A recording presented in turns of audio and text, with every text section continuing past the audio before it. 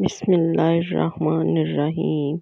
شوکت اپنے دوست ناصر کے گھر گیا تو اس کے چھوٹے بھائی نے بتایا کہ وہ گھر پر نہیں ہے۔ شوکت اور ناصر ایک ہی محلے میں رہتے تھے اور ایک ہی کالج میں زیر تعلیم تھے۔ ان دونوں کا ایک اور دوست تنویر بھی تھا جو دوسرے محلے میں رہتا تھا۔ شوکت تنویر سے ناراض تھا۔ ناصر نے دونوں کی صلح کرانے کی کوشش کی لیکن کامیاب نہیں ہو پایا۔ واپس جاتے ہوئے شوکت ابھی دوسری گلی میں مڑا ہی تھا کہ اسے سامنے سے ناصر آتا ہوا دکھائی دیا۔ ناصر نے بھی اسے دیکھ لیا تھا۔ سلام دعا اور احوال کے بعد شوکت نے ناصر سے پوچھا، میں تمہارے پاس آیا تھا مگر تم گھر پر نہیں تھے، کہاں چلے گئے تھے؟ تنویر کے پاس گیا تھا، ناصر نے بتایا تو شوکت کا منہ بن گیا، لیکن ناصر نے اپنی بات جاری رکھی، وہ آج کل بہت پریشان ہے۔ کیوں، کیا ہوا؟ شوکت نے پوچھا۔ اس کے والد بیمار ہیں اور ڈاکٹر نے آپریشن کا کہا ہے۔ مگر اتنا کہہ کر ناصر خاموش ہو گیا۔ مگر کیا؟ ان کے پاس رقم نہیں ہے۔ یہ کہہ کر اس نے اپنی بات مکمل کی۔ کتنا خرچ ہے؟ شوکت نے پوچھا۔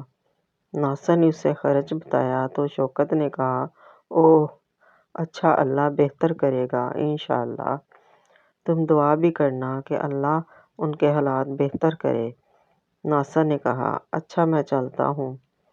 شوکت اپنے گھر کی طرف مڑ گیا۔ تنویر کے حالات سن کر شوکت پریشان ہو گیا۔ اب اس نے ارادہ کر لیا تھا کہ نہ صرف وہ تنویر سے صلح کرے گا بلکہ اس کی پریشانی کم کرنے میں اس کی مدد بھی کرے گا۔ شوکت کا تعلق ایک کھاتے پیتے گھرانے سے تھا۔ اس کے والد کی شوگر مل تھی اور گھر میں دولت کی فراوانی تھی۔ اس کے والد بھی رحم دل اور نیک انسان تھے۔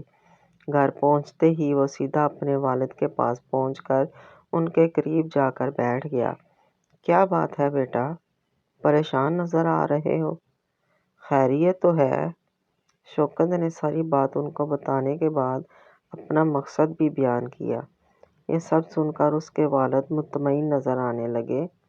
یہ تو تم بہت اچھا کام کرنے جا رہے ہو، تم یہیں رکو، میں آتا ہوں۔ وہ اپنے کمرے کی طرف گئے اور تھوڑی دیر بعد آئے تو ان کے ہاتھ میں ایک لفافہ تھا۔ انہوں نے لفافہ شوکت کو تھمایا اور کہا، بیٹا یہ لو، اللہ تمہاری نیکی قبول فرمائے۔ شوکت نے لفافہ لیا اور اپنے والد کا شکریہ ادا کرنے کے بعد ناصر کے گھر چلا گیا اور اس سے تنویر کے گھر چلنے کو کہا۔ ناصر کے چہرے پر حیرت تھی۔ کیا تم صلح کرنا چاہتے ہو؟ ہاں، صلح بھی اور نیکی بھی۔ کیا مطلب؟ میں سمجھا نہیں۔ ناصر چونکا تو شوکت نے بتایا، میں اس سے ناراض ضرور تھا لیکن مجھ سے اس کی پریشانی نہیں دیکھی گئی۔ میں اس کی مدد کرنا چاہتا ہوں۔ میں اللہ کا شکر گزار ہوں کہ اس نے مجھے نیکی کی توفیق دی۔ آؤ چلیں۔ وہ تنویر کی گھر کی طرف چل دیے۔ تنویر غریب ضرور تھا لیکن وفادار تھا۔ وہ دونوں سے پرتپاک انداز سے ملا اور اپنی حیثیت کے مطابق ان کی خاطر تواضع کی۔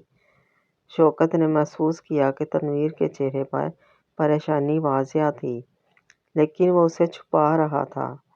تنویر، میں اپنی ناراضگی ختم کر کے تم سے صلح کرنے آیا ہوں۔ تنویر کے چہرے پر مسکراہٹ پھیل گئی۔ تنویر گو کہ متوسط گھرانے سے تعلق رکھتا تھا لیکن فراخ دل تھا۔ اس نے فوراً ہی شوکت سے صلح کر لی۔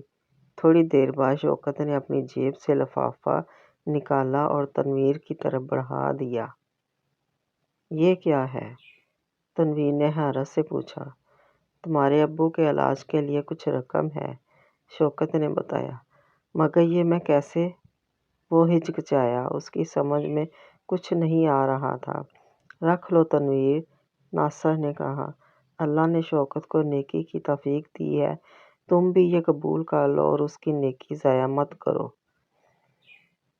تنویر ایک بار پھر ہچکچایا لیکن اس نے نم آنکھوں سے لفافہ لے لیا۔ شوکت، میں اللہ تعالیٰ کا شکر گزار ہوں کہ اس نے مجھے تم جیسے دوستوں سے نوازا ہے۔ یہ کہتے ہوئے آنسو تنویر کے رخسار سے لڑک کر اس کے لباس میں جذب ہو گئے۔ میں بھی اللہ تعالیٰ کا شکر ادا کرتا ہوں کہ اس نے مجھے نیکی کی توفیق عطا فرمائی ہے۔ شوکت نے سنجیدگی سے کہا، یہ میری خوش بختی ہے اور اس دنیا میں بہت کم خوش نصیب ہوتے ہیں جنہیں اللہ تعالیٰ نیکی کے لیے منتخب فرماتے ہیں۔ تم ٹھیک کہہ رہے ہو، ناصر نے کہا، اور پھر وہ دونوں تنویر سے مل کر اپنے گھروں کی طرف روانہ ہو گئے۔ شوکت یہ نیکی کر کے بہت سکون محسوس کر رہا تھا اور دل ہی دل میں اللہ تعالیٰ کی دی گئی توفیق کا شکر بھی ادا کر رہا تھا۔